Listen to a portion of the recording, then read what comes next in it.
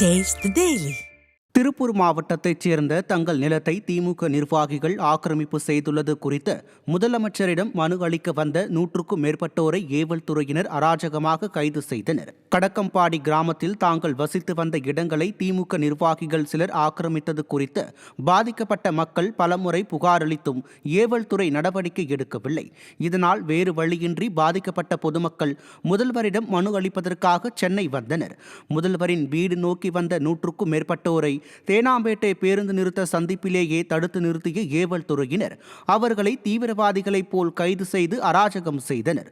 தேர்தலுக்கு முன் தான் ஆட்சிக்கு வந்தால் எப்போது வேண்டுமானாலும் தன்னை சந்திக்கலாம் என பொய் கூறி ஆட்சியை பிடித்த ஸ்டாலின் தன்னை தேடி வந்த அப்பாவி மக்கள் மீது ஏவல் துறையை ஏவி கைது செய்த சம்பவம் தமிழகம் முழுவதும் மக்களிடம் பெரும் அதிர்ச்சியை ஏற்படுத்தியுள்ளது. சென்னை மெரினா கடற்கரையை முறையாக பராமரிக்க முடியாத காரணத்தினால் சர்வதேச தரத்திலான நீலக்கோடி கடற்கரை சான்று பெறுவதில் சிக்கல் ஏற்பட்டுள்ளது. உலகில் 2வது மிக நீள கடற்கரையான மெரினாவை சிறப்பாக பராமரிக்கும் வகையில் கடந்த அதிமுக ஆட்சியில் ஸ்மார்ட் சைக்கிள் திட்டம், பூங்காக்கள் என பல திட்டங்கள் செயல்படுத்தப்பட்டன.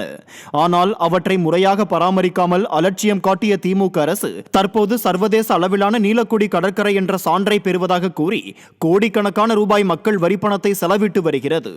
இந்த நிலையில் குப்பைகள் நிறைந்தும் பராமரிப்பு இல்லாத கடை, உணவகங்களாலும் மெரினா கடற்கரை நாளுக்கு நாள் அசுத்தமடைந்து வருவதை கட்டுப்படுத்த தெரியாத ஸ்டாலின் அரசினால் நீலக்கோடி கடற்கரை சான்றை பெற முடியாது என்றும் இதனால் வரிப்பணம்தான் வீண் என்றும் பொதுமக்கள் குற்றம் சாட்டுகின்றனர்.